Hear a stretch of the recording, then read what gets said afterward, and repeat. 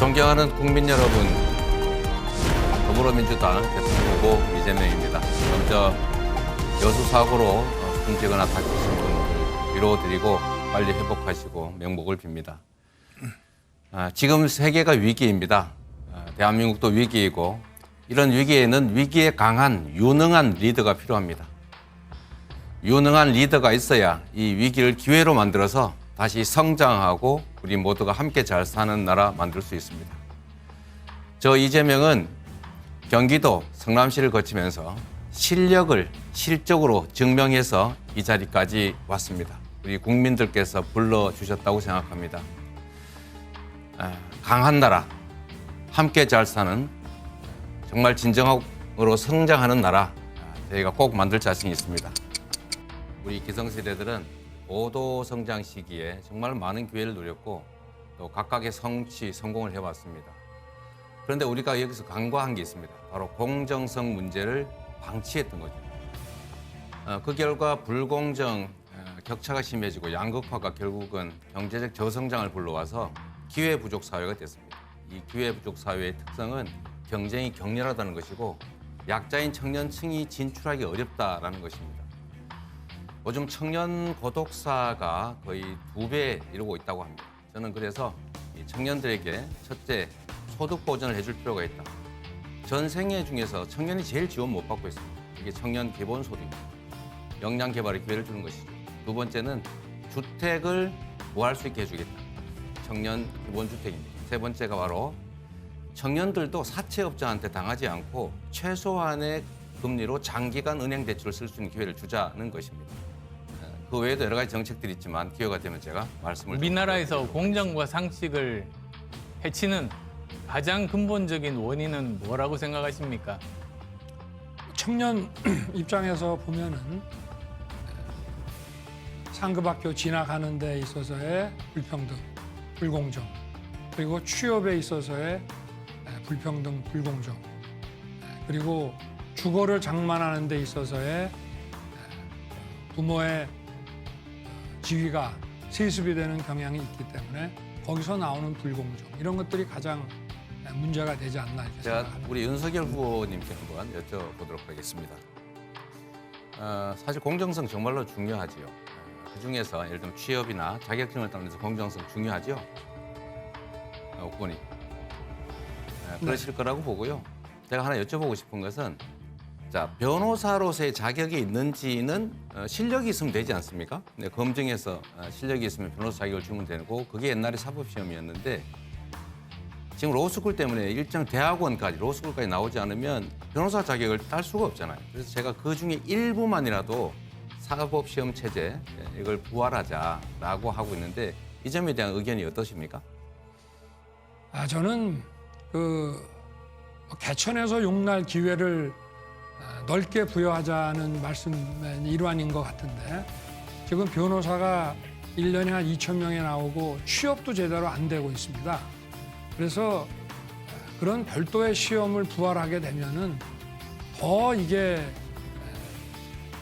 전문 직업의 자격증은 딴다고 하더라도 일하기가 더 어려워지기 때문에 저는 로스쿨에 야간 로스쿨이라든지 또는 로스쿨에 직업 생업에 종사하다가 갈 수 있는 특별 전형이라든지 그리고 장학금 제도라든가 이렇게 해서 기회의 문을 넓히는 것이 사법시험 부활보다는 더 효과적이라고 저는 생각합니다. 어쨌든 뭐 알겠습니다. 제가 생각하기로는 어떤 자격을 인정하는데 그 자격을 받기 위한 자격을 또 만드는 것은 적절치 않다. 일단 대장동 얘기 또 하시는데요. 대장동은 박영수 특검 딸 돈 받았죠. 곽상도 의원 아들 돈 받았죠. 우리 윤 후보님 아버지 집 팔았죠. 저는 공익 환수를 설계했고 국민의힘은 배임을 설계한 겁니다. 그쪽이 부정부패를 설계한 거죠. 제가 답변해야 됩니까? 윤 후보님이 답변해야 됩니까? 이 점 분명하게 해드리고요. 또 한 가지는 공공지구 임대주택 얘기도 원래 LH가 임대주택 지으려고 준비하고 있던 거 그거 포기시키고 아시는 분이 그 개발해서 100% 수백억 개발이 취하고 개발 부담금도 안 냈잖아요. 그런 부분에 대해서 먼저 좀 돌아보시면 좋겠다는 생각이고 주택 문제는 또 별도로 해결해 가야죠. 아까 말씀드렸던 것처럼 311만 호라고 하는 총 공급량의 30%를 우선 분양받거나 아니면 기본주택으로 공급받을 기회를 별도로 만들어 드려야 됩니다. 청년들의 상황이 너무 어렵습니다. 정말 지금은 희망을 가지기도 어려워서 결혼도 포기하고 다음 세대는 나보다 더 어려워질 거라고 믿어지니까 출산도 포기하는 심각한 상황입니다. 소득 보전 조치가 필요합니다. 우리 안 후보께서는 약간 다른 의견을 가지고 계시지만 아버지 부양하는 2만 원이 없어서 유기치사죄로 처벌받는 청년도 있습니다. 제가 7천 원이 있었으면 기본소득이 있었으면 제가 공장 다니면서 이렇게 고생하지 않고 공부했을 겁니다. 그런 기회를 지금까지 주자는 것입니다. 공약을 해서 어느 정도 5년간 예산이 필요하다는 것 아마 계산하셨을 텐데요. 어느 정도인지 말씀해 주시겠습니까? 저희는 아직도 그러니까 예를 들면 아동수당이나 이런 것들을 정확하게 다 발표하지 않았기 때문에 그런데 저희가 계산하기로는 가용 예산이 한 300조 이내라고 보여지고 저희도 300조를 넘기지 않도록 250조에 300조 사이에 하도록 그렇게 조정해 저희들이 가고 계산해 보니까 연간 80에서 400조, 5년간을 하면 400에서 2천조 정도가 됩니다. 엄청난 규모의 돈 아니겠습니까?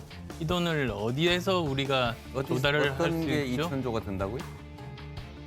어디에서 이런 거대한 돈을 조달을 할 수가 있겠습니까? 2천조는 갑자기 어디서 나온 숫자죠? 네, 저희들이 계산했는데 나중에 보여드리겠습니다. 네, 전혀 저희로서 납득이 안 되네요. 예, 어디서 만들어 오실 수 있습니까? 2천조를 만들 수는 없어요. 장기간 방치된 땅을 이용해서 관내로 들어오면 기업 유치가 되죠. 우리 후보님도 새만금 가서 원가로 뭐 토지 공급해 주겠다, 혜택 주겠다 이렇게 약속하죠. 후보님이 하시면은 기업 유치고 제가 하면 특혜입니까? 이거 70억짜리가 아니고 30년 전에 병원 짓다가 중단해서 흉물로 남아있던 건데 이거를 바꿔줘서 기업 들어오고 세금 늘어나고 일자리 생기고 공공취득 10% 저희가 받아서 300억 이상 혜택을 환수했는데 이거 잘했다고 칭찬을 해야지 기업 유치한 거를 욕을 하면 비난하면 되겠습니다. 두 번째로 자꾸 사실이 아닌 얘기를 하시는데 그렇게 하시면 안 됩니다. 이거 경찰에서 3년 6개월 동안 국민의힘이 고발해가지고 몇 차례 수사한 겁니다. 그래서 그 자금 추적 다 했어요. 자금 추적은 문제고- 뭐랍니까? 자금 추적을 경찰이 다 했다고요. 그런데 이런 거 아닌 사실 가지고 자꾸 왜 검사가 왜 그러십니까? 사실 가지고 차별금지법은 제정해야 된다. 그러나 이거를 마치 강행 처리 방식으로 할 수 있는 사안은 못 되는 것 같아요. 그러니 국회에서 신속하게 논의해서 처리하는 게 좋겠다. 시장이나 이렇게 도지사가 배우자의 사적 영무 지원이나 의전 담당 직원을 둘 수 없죠. 네, 그렇습니다. 예. 2016년에 행자부가 단체장 배우자들의 사적 활동을 공무원이 수행하거나 의존하는 것을 금지하는 지침까지 내린 바가 있습니다. 근데 지금 문제는 배사무관의 인사권이 바로 이재명 후보였습니다. 제가 이 사안을 배우자 리스크가 아니고 이재명 후보 본인 리스크로 보는 이유입니다. 어떻게 생각하십니까? 어쨌든 워낙 가까운 사적 관계에 있던 사람이 이제 별정직으로 들어오다 보니까 이제 그 사람이 주로 공무에 관련된 일을 도와줬고 그러다 보니까 경계를 좀 넘어서서 사적 관계에 도움을 받은 것 같습니다. 제가 뭐 변명의 여지 없이 제 물차리고 제가 엄격하게 관리하지 못한 것입니다. 다시 한번 윤 후보께도 제가 질문을 드리겠는데요. 또 도이치모터스 주가 조작 사건과 관련해서 일전에 공개하신 우리 김건희님의 계좌와는 다른 계좌가 이제 발견이 됐고 또 수상한 거래 내역도 지금 나온 것으로 보도가 되고 있습니다. 문제가 실제 없다고 하면 거래 내역을 공개하십시오. 글쎄 무슨 거래 내용을 주식 양도세 다 없애서 주가 부양하겠다는 분이 이렇게 정작 자본시장을 교란하는 중대범죄 의혹에 대해서 떳떳하지 못하면 그거야말로 양도구역 아니겠습니까? 아니, 저희는 말씀해 보세요. 네. 네. 지금 검찰 수사 과정에서 나온 자료들이 어떻게 언론에 유출이 돼가지고 뭐를 의미하는 건지도 알 수가 없고 처음에 재작년 이맘때 등장했던 그 경찰의 첩보가 어디 뉴스타파에 넘어가서 나왔던 그 부분에 대해서 제가 다 해명을 했고요. 그러니까 계좌 공개도 그런 얘기 했고, 들으려고 제가 이 귀한 최근에 시간 그 물어본 거 아니고 KBS 에서 제가 주도권이니까 좀 가만히 계세요. 잠깐만요, 신 후보님. 좀 예. 30초 이상 좀 답변을 아니 제가 지금 보장해야 시간이 됩니까? 없어서 마무리를 지려고 합니다. 그래서 잠깐만 그럼 답변을 좀 들으시고 하셔야 됩니다. 30초 이상 드려야 되는 30초 룰이 드렸습니다. 드렸습니다. 30초. 네. 있습니다. 예. 잠깐 말씀하시죠. 말씀. 네. 그러니까 제가 드리는 말씀은 대통령 후보는 이런 의혹이 제기되는 것만으로도 국민들께 죄송한 겁니다. 모든 의혹에 성실하게 답할 의무가 있어요. 떳떳하시면은 계좌를 저는, 공개하십시오. 아픈 추억이 있습니다. 언론에 속아가지고 광주 민주화 운동을 폭도로 알고 제가 그 군사 정권 가담자들과 함께 비난했던 그 아픈 기억이 있습니다. 언론들의 가짜 뉴스는 정말 민주주의의 주권자의 의사 형성을 훼손하는 정말 절대 용서할 수 없는 나쁜 행위입니다. 엄정한 책임이 가해져야 되겠지만 저는 또 한편으로 자율 규제가 활성화될 수 있다면 그것 역시 바람직하겠다라고 생각합니다. 반드시 형사 제재를 통해서만 목표를 달성할 수 있는 건 아니기 때문에 강력한 자율 규제 시스템을 갖추어서 가짜 뉴스들이 없도록 또는 언론을 이용한 이익을 얻거나 이런 행위가 없으면 좋겠다는 생각이 듭니다. 공영 방송들은 정말 공영성이 확보돼야 됩니다. 이제 정치로부터 독립해야 되고요. 핵심은 민간으로부터 자율적으로 이제 이사진이나 경영진을 구성하게 하는 그 계획들이 이미 있습니다. 저의 공약이기도 했는데 약속한 대로 집행하면 될 일이 아닐까. 이재명 후보부터 코로나 방역 평가와 네. 피해 대책에 대해 말씀해 주시죠. 어떤 평가를 하더라도 대한민국이 전 세계에 내놓을 만한 방역 성과를 내온 것은 사실입니다. 그리고 그 핵심에는 우리 국민들의 희생과 헌신, 협조가 있었다는 거 방역 책임자의 한 사람으로서 다시 한번 감사드립니다. 저는 이 코로나19 대응 과정에서 국가가 해야 될 일을 국민이 대신 감당한 부분에 대해서 국가가 반드시 책임을 져줘야 한다고 생각합니다. 그 핵심은 바로 지난 코로나 기간 2년 동안 자영업자, 소상공인을 포함한 우리 국민들께서 입은 피해를 정부가 반드시 다 보전해 드려야 한다고 생각합니다. 제가 대통령이 되면 긴급 재정 명령권을 발동해서라도 반드시 이 손실을 보상해 드리겠습니다. 그뿐만 아니라 경제 회복, 코로나 극복을 위한 회복 플랜을 강력하게 시행하겠습니다. 그리고 올해를 코로나19를 극복하고 일상을 회복하는 원년으로 만들겠습니다. 국민 여러분이 보셨던 것처럼 저는 위기에 강한 코로나 총사령관으로서의 자격이 있다고 믿습니다. 문정부의 코로나 방역이 성공입니까 실패입니까? 부족한 점이 없을 수 없겠지만 지금까지 봐서는 성공적으로 잘 견뎌오고 있다고 생각합니다. 이제는 좀 바꿔야 지금 상태로는 좀 방역을 유연화, 스마트화할 필요가 있다. 왜냐하면 과거의 바이러스와 다르게 지금은 감염력은 높은데 이제 치명률은 매우 낮아졌기 때문에 원천 봉쇄 방식보다는 좀 유연하게 좀 풀어가면서 중증 환자 대응을 중심으로 바꾸는 게 맞겠다 싶은데 그게 좀 속도가 느린 것 이런 것들이 약간 문제라고 생각합니다. 방역 기획관이 사실 필요하다고 생각하십니까? 저는 전문가로 기획관이 필요하다고 생각합니다. 다른 관련 부처들과의 협조 문제가 조금 쉽지가 않을 겁니다. 질병관리청이 이제 정부 조직 체계에서 좀 단계가 낮기 때문에 다른 부처를 협조를 얻거나 아마 하기가 좀 쉽지가 않을 상황입니다. 그런 부분은 정부 조직 개편을 통해서 얼마든지 해결할 수 있는 문제 아니겠습니까? 그러면 질병관리청을 다른 부처보다 상급 단위로 만들어야 되는데 쉽지가 않을 것 같아요. 이 재택관리 프로그램은 사실 경기도에서 제가 만들었던 것인데요. 의사가 재택해도 괜찮은 경증, 아니 무증상 이런 부분을 관리하는 것이기 때문에 그 다음 단계로 이제 생활치료센터가 있고 증상이 심해지면 이제 병원으로 옮기는 시스템을 만들기 때문에 그렇게 걱정을 안 하셔도 됩니다. 지금 동네 개인 병원들이 전부 다 이 재택치료 시스템에 동원되고 있기 때문에 중증 환자들은 얼마든지 지금 수용할 수 있는 상태라서 그렇게 생각처럼 우려할 상태는 아닌데 다만 좀 더 스마트하게 신속하게 할 필요가 있다는 거는 아까 이재명 후보께서는 우리 정부의 지금 K-방역이 그래도 성공적이라고 이제 말씀을 하시는데 저는 뭐 전혀 그렇지 않다고. 첫 번째 이유는 우리 안 후보님 말씀하신 것처럼 전문가 얘기를 안 들었다는 겁니다. 재작년 구정 전에 대한의학협회에서 많은 전문가들이 6차례에 걸쳐서 저 우한 바이러스 때문에 중국인의 입국을 막으라고 6차례에 걸쳐서 정부에 아주 간곡히 청원을 했는데 다 무시됐습니다. 그리고 두 번째는 전혀 이 데이터 관리가 안 돼 있다.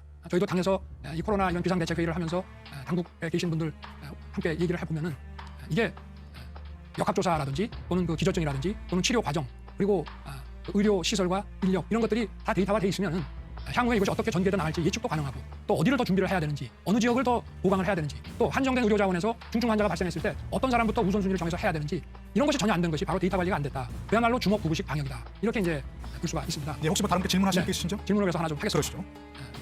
그래서 이제 이 주먹구구식의 비과학적인 방역으로 많은 그 자영업자 소상공인들이 피해를 많이 받습니다. 이거는 정부의 방역이라고 하는 소위 공용 제한에 대해서 입은 손실이기 때문에 이거는 헌법상으로도 보상을 해줘야 되는데 저는 이거를 8월 9월부터 최소 50조의 그 보상, 손실 보상이 필요하다고 했고 어떤 방식으로 보상해야 되는지에 대한 틀까지 만들어서 제시했는데 당시에 민주당에서는 뭐 퍼퓰리즘이라고 하고 우리 이 후보님께서도 그렇게 이제 말씀을 하셨는데 처음에는 지금까지 최근까지는 전 국민 지원금이라는 개념으로 접근을 하셨어요. 그래서 30에서 50만 원 준다, 또 100만 원 준다 이렇게 하다가 야 이게 아무래도 선거에 좀 불리하겠다 싶으니까 소상공인 자영업자들에게 두텁게 지원해야 된다. 또 역시 지원이라는 말씀을 하시다가 최근에 이제 과거에 입은 손실까지 전부 보상한다고 이렇게 말씀을 하시는데 이게 과연 진정성이 있는 건지 지금까지 해온 입장을 봤을 때 이게 과연 손실 보상으로 이제 바뀌신 겁니까? 전 국민 지원금에서 소상공인 자영업자의 피해에 대한 손실 보상으로 개념이 바뀌신 겁니까? 아니면 그냥 좀 더 두툼하게 해줘야 된다는 그런 뜻인지 이 한번 규칙들을 좀 여쭤보고 지키면 싶습니다. 어떨까 싶은데 1분 동안 얘기하는 게 원래 규칙이었던 것 같습니다.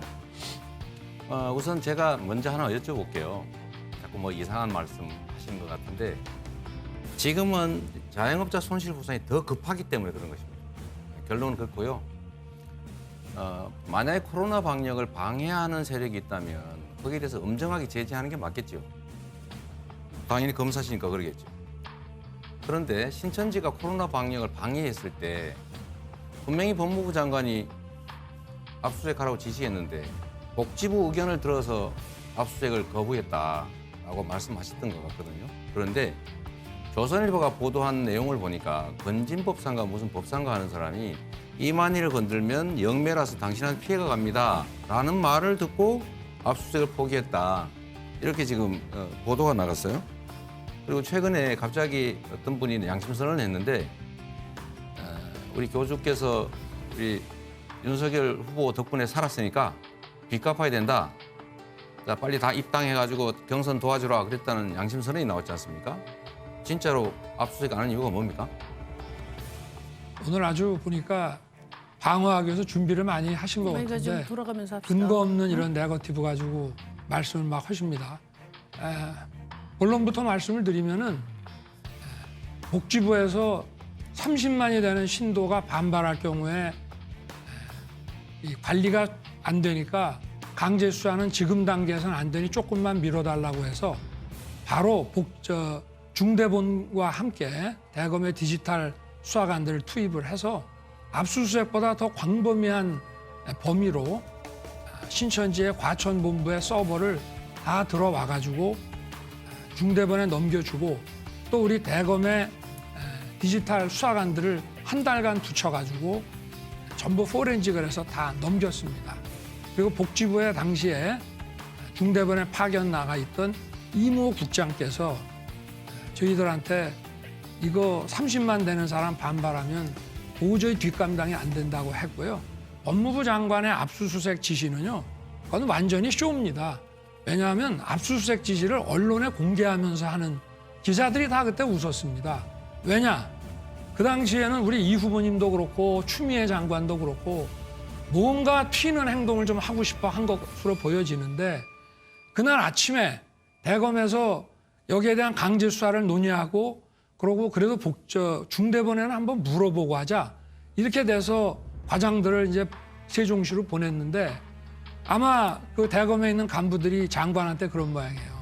총장이 이거 압수수색 할 텐데 장관이 선수를 치십시오. 네, 그래서 이거를 알겠습니다. 언론에 풀면서 압수수색 지시가 내려왔습니다. 그러니까 이거는 완전히 코미디 같은 쇼죠. 예, 다 알겠습니다. 웃었습니다. 윤 후보님 제가 이 말씀만 드리겠습니다. 아, 그렇죠. 저는 압수수색 잠깐만요. 예. 사회자가 잡아주십시오. 조사권을 가지고 예, 예, 어디서의 조사권으로 다 명단 입수했다는 말 전혀 지원하지 않았다는 건 사실이 아니고 소상공인에 대한 대규모 지원은 정부 몫이었고 저는 그 외에 추가 지원을 했다는 말씀을 드립니다.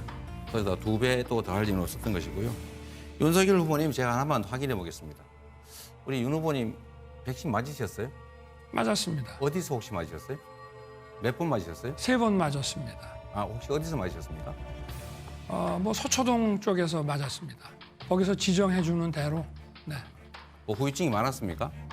그래서 저는 뭐 아스트라제네카 2번 맞고 마지막에 그 3번째는 화이자를 맞았는데 네. 뭐 그런 거는 못 느꼈습니다. 그래서 저는 아까 말씀하셨던 중에 말씀을 드리면 우리 윤 후보님은 정말로 앞뒤가 다르신다는 생각이 들 때가 있어요.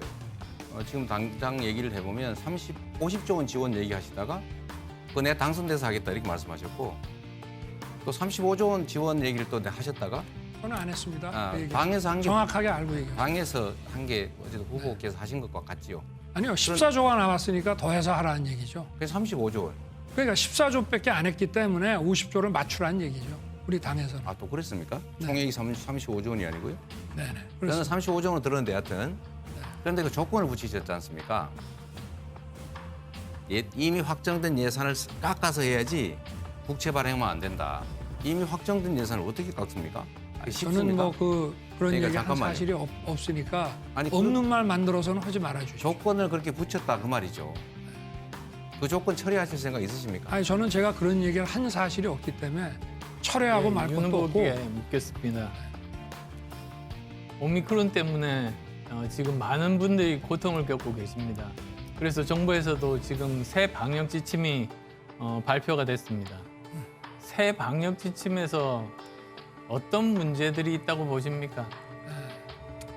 이제 방역보다는 치료가 중심이 되는 그런 상황으로 이제 바뀌었다고 합니다. 그래서 일단 자가진단 이 키트가 원활하게 공급이 돼야 하고 또 좀 PCR의 그 검사 그 역량을 좀 강화해야 되고 그리고 백신이나 또 치료제 개발을 이제 서둘러야 되는데 좀 정부의 그 대처 방안은 오늘도 뭐 키트 좀 더 나눠주겠다 뭐 이런 정도고 좀 많이 부족하지 않나 이렇게 지금 생각합니다. 아마 새 방역 지침에 대해서 잘 모르시는 것 같은데요.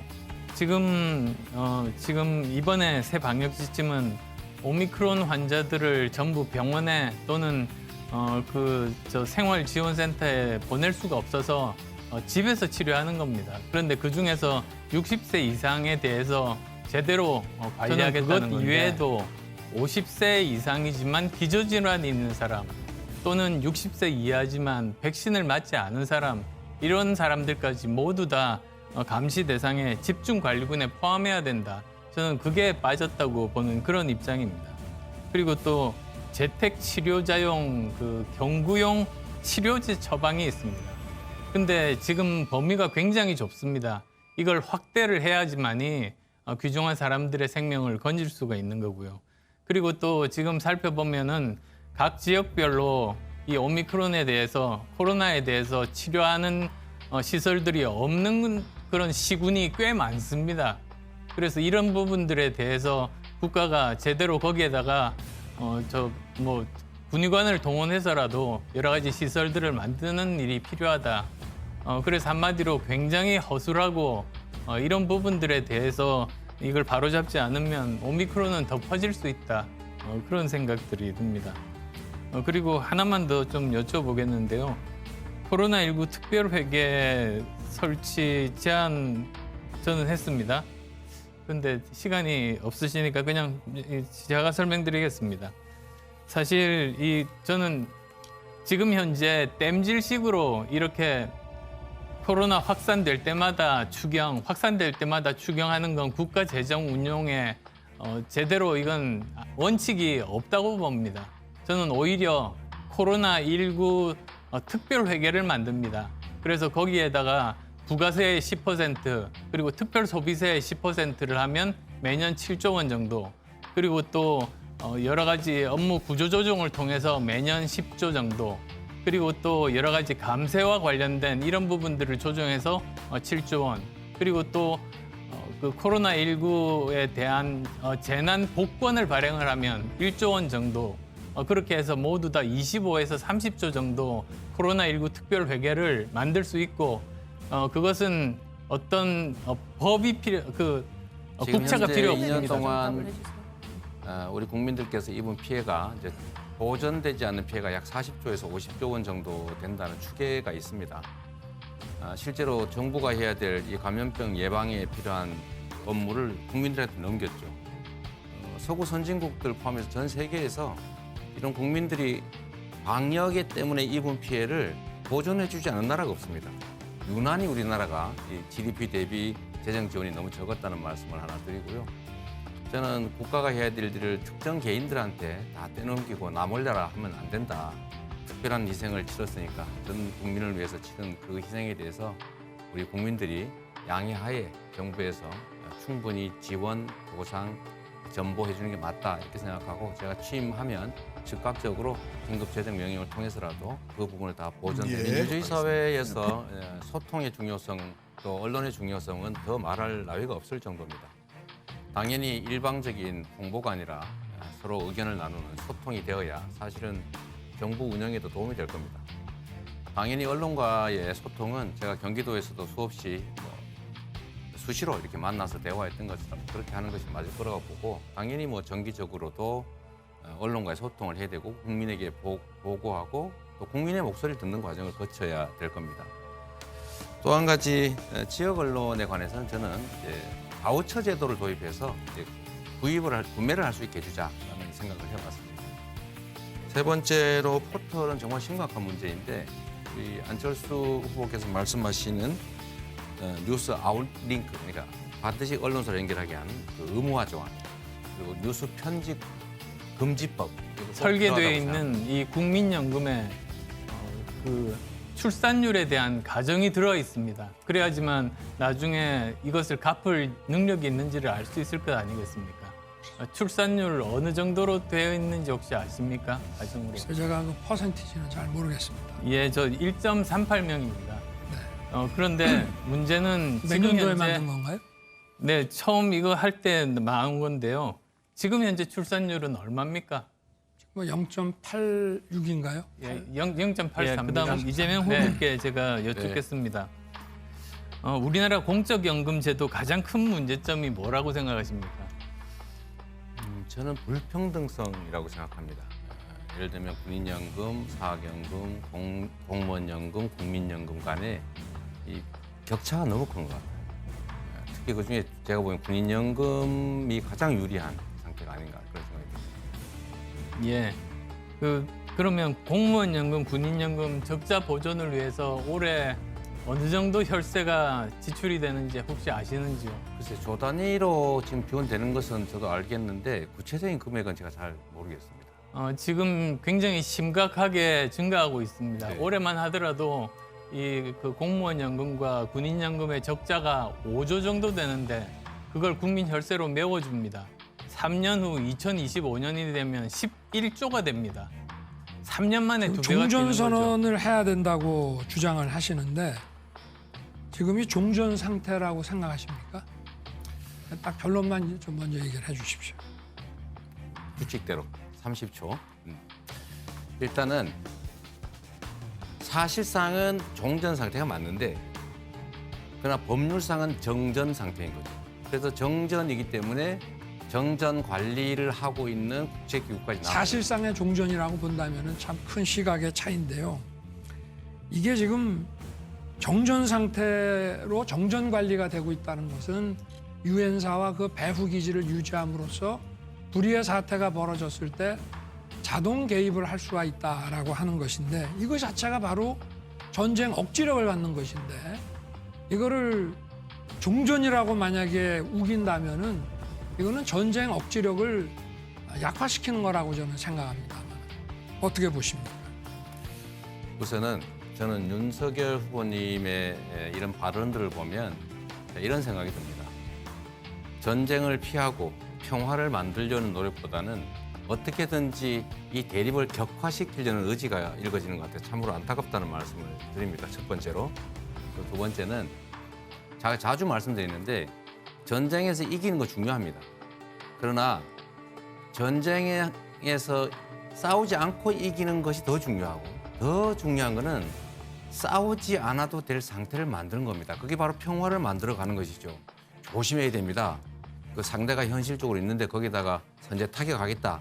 이런 소리에서 군사긴장 도발하고 그러면 안 되는 거예요. 국가 지도자는 최소한 그래야 되는 것입니다. 그러니까 지금 통일 문제에 대해서도 통일 필요 없다. 이미 시간이 늦었다. 그러니까 그냥 이 상태를 그냥 고착화시키자. 이게 사실상 잘 지내면 통일 아니냐. 또 북한에 그냥 인정해 주자. 비핵화 굳이 갈 거 뭐 있냐.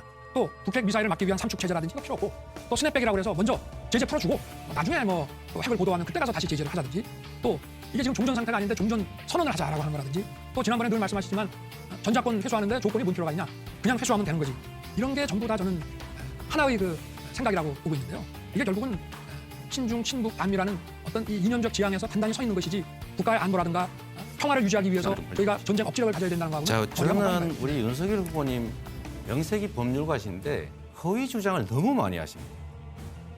이렇게 어떻게 거짓말로 상대방에게 질문할 수 있나 의심스러운데 첫째, 제가 핵 인정하자고 한 얘기 한 번도 한 일이 없습니다. 두 번째, 삼축 체제 필요 없다 얘기한 일 전혀 없습니다.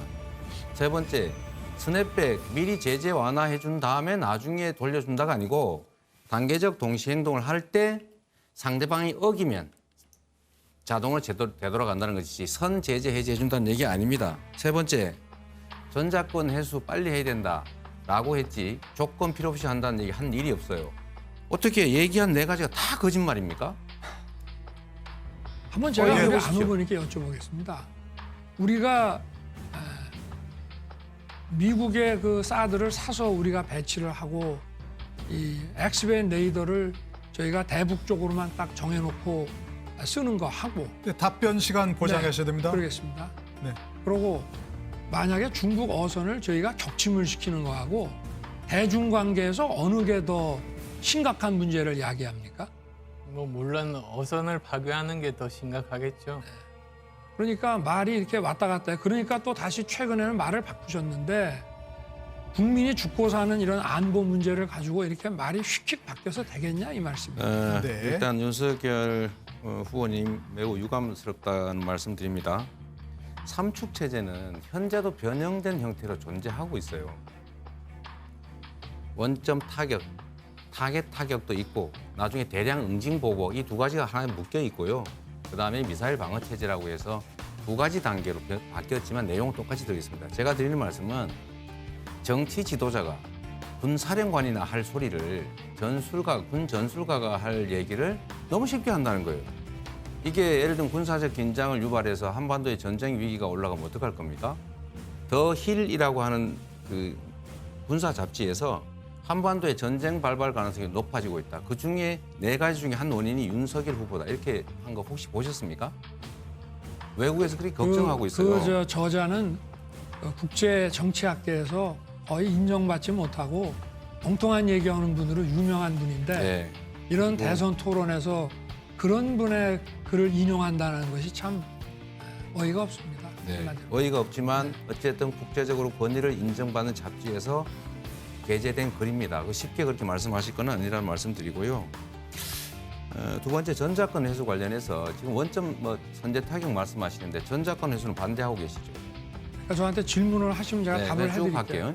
네. 전자권 회수를 반대를 하면서 선제 타격을 얘기하는 것 자체가 참 모순이다 이 말씀드리고 세 번째로 사드 관련해서도 지금 필요가 없다고 브룩스 사령관이 얘기했는데 저번에 브룩스 사령관이 그렇게 얘기한 일이 없다는 사실은 말씀하셨는데 그 잘못된 얘기인 건 인정하시겠습니까? 아니 우리 이 후보님 말씀이 전혀 사실에 근거하지 않은 엉터리 얘기죠. 그분이 어떻게 그런 얘기를 했습니까?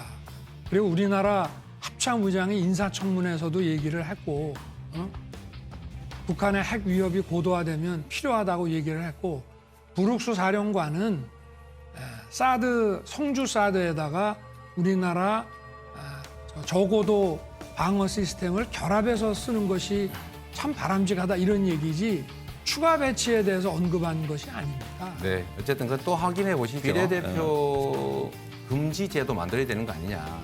그러니까 그 위성정당 이 말씀 하나 드리고 우리 윤 후보님들께도 그다음에 심 후보 두 분께 간단하니까 위성정당 금지법 만들면 같이 협력할 생각이 있는지 우리 윤 후보님한테 한번 한 가지 더 질문 드리겠습니다.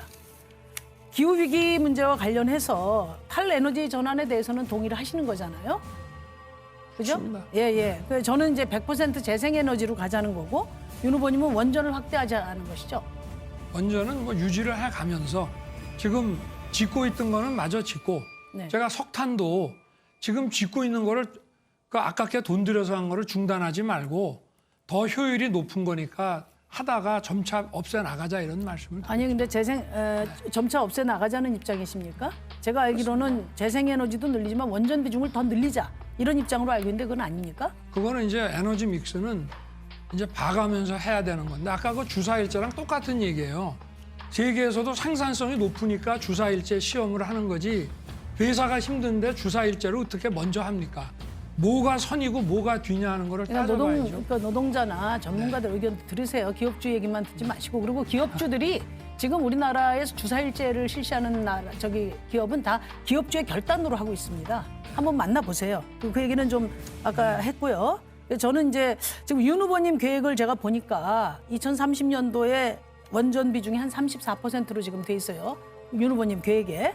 그러면은 신한울 3, 4호기를 포함해서 SMR을 하시겠다고 하니까 한 30기를 더 지어야 됩니다. 그 계획대로라면. 30개 더 짓는다는 말씀 드린 적 전혀 아니 저희가 계산해 보니까 그래요. 그래서 그 SMR은 전력 수요가 많은 지역 인근에 짓는 게 효율적이거든요. 예를 들어서 서울에서 지금 전기를 가장 많이 쓰는 데가 강남입니다. 그럼 강남에 짓는 거 동의하시나요 혹시? 제가 SMR을 그렇게 뭐 신속하게 짓는 데는 말씀을 드린 적도 없고 지금 원전이 한 23에서 6% 정도니까 신한울 3, 4호기를 마저 짓고 그러다 보면 한 30% 정도 넘어가지 않겠냐 이런 것이고 또 지금 프랑스도 원전 르네상스라고 하지만 그렇게 해서 원전을 14기를 더 짓기로 했지만 또 반면에 신재생 분야에도 적극 또 투자하기로 했습니다. 같이 가야 되는 것이죠. 네네, 제가 공약으로 이해하는 것보다는 좀 유연한 생각을 갖고 계신 것 같아요. 근데 저는 우리나라에서 재생에너지 생산에 부적절한 자연환경을 갖고 있다. 이건 완전히 미신입니다. 우리나라 국책연구소 한국에너지연구원에서 우리나라 그 시장 잠재력을 태양광을 369기가와트로 봤어요. 이거는 현재 쓰고 있는 전기를 다 소화할 수 있다는 겁니다. 간헐성까지 고려하면 간헐성까지를 고려하더라도 배터리라든지 그린 수소 기술 개발을 통해서 이걸 해결할 수 있다고 보고요. 저는 2030년이 지나면 또 재생에너지 비용이 원전보다 더 저렴해집니다. 그래서 미래의 명백한 위험이 될 원전을 대안으로 지금 제시하는 것은 저는 매우 나태하고 위험한 생각이다. 그런 말씀을 제가 드립니다. 근데 오늘 윤 후보님 말씀 들어보니까 뭐 여러 가지 더 논의하고 검토할 여지가 있다고 제가 이해를 하겠습니다. 혹시 그렇고요. 답변이 필요하신 건가요? 아니요. 아니십니까? 됐고요. 우리 이 후보님 신한울 3, 4호기 어떻게 하실 거예요? 그거는 전에 여러 차례 제가 의견을 밝혔는데 지금 현재로서는 중단돼 있지 않습니까? 네. 설계 중에 중단돼 있는데 저는 국민적 합의를 거쳐서 재판단을 해볼 텐데 이미 이제 발전 단가가 역전될 가능성이 최근에 좀 많아졌고 또 폐기 처리장 확보 문제도 어렵기 때문에 국민들께서 결국은 충분히 정보를 가지면 그냥 하지 말자라는 결론을 낼 것 같은데 그래도 국민 뜻을 존중해야 되겠다. 예, 지금 이제 시간이 없어 그런데요. 문재인 대통령도 국민의 뜻을 물어서 중단한 겁니다. 네. 그런데 모든 개혁은 저항을 딛고 가는 거거든요. 문재인 정부가 엄청난 사회적 갈등을 딛고 겨우 반발짝 나간 거를 예, 손바닥 뒤집듯이 수고하셨습니다. 그렇게 하는 것은 저는 국민 퇴행이라고 여러분 잘 생각합니다. 보셨습니까? 어느 후보가 가장 솔직하고 진정성이 있는지 잘 판단하셨을 거라고 믿습니다. 저 역시 국민들께 솔직한 모습을 보여드리려고 노력을 했습니다. 제가 많이 부족한 점이 있더라도 저를 힘차게 응원해 주시기를 부탁드리겠습니다. 국민의 선택 윤석열입니다. 국민 여러분 감사합니다. 보시는 것처럼 정말로 위기입니다. 이 위기를 넘어갈 유능한 리더가 반드시 필요합니다. 무능함과 복수심만으로 우리의 미래를 망칠 수는 없습니다. 이번 3월 9일 우리 국민들의 삶과 이 대한민국의 운명을 결정하게 됩니다. 무능한 복수자들의 복수의 혈전의 장이 아니라 우리 국민들이 더 나은 삶을 사는 유능한 후보, 유능한 경제 대통령 후보를 선택해 주십시오. 네, 얼마 고맙습니다. 전 시야공단을 갔습니다. 여기에는 대부분 50인 미만 사업장에 근무하는 노동자들인데 이분들에게는 노동조합도 없고 중대재해법도 적용이 안 됩니다. 이렇게 일하는 분들이 전국에 980만이나 되는데 이분들을 기억하는 정치가 없습니다. 저는 모든 일하는 시민들이 동등한 노동권을 누리는 노동 선진국을 만들겠습니다. 대한민국 최초로 일하는 시민들의 대통령이 되겠습니다. 사랑하는 국민 여러분, 대통령 선거는 우리의 미래를 결정하는 선거입니다. 내가 지지하는 정당의 후보가 마음에 안 들더라도 상대방 후보를 떨어뜨리기 위해서 싫지만 투표를 하는 분들이 계십니다. 그렇지만 대통령 선거는 자신의 미래를 위해서 자신의 미래의 그림과 같은 사람에게 투표를 해야 하는 겁니다. 저 안철수 진심을 다해 영혼이 있는 승부 펼쳐보겠습니다. 국민 여러분, 고맙습니다. 보시는 것처럼 정말로 위기입니다. 이 위기를 넘어갈 유능한 리더가 반드시 필요합니다. 무능함과 복수심만으로 우리의 미래를 망칠 수는 없습니다. 이번 3월 9일 우리 국민들의 삶과 이 대한민국의 운명을 결정하게 됩니다. 무능한 복수자들의 복수의 혈전의 장이 아니라 우리 국민들이 더 나은 삶을 사는 유능한 후보, 유능한 경제 대통령 후보를 선택해 주십시오. 고맙습니다.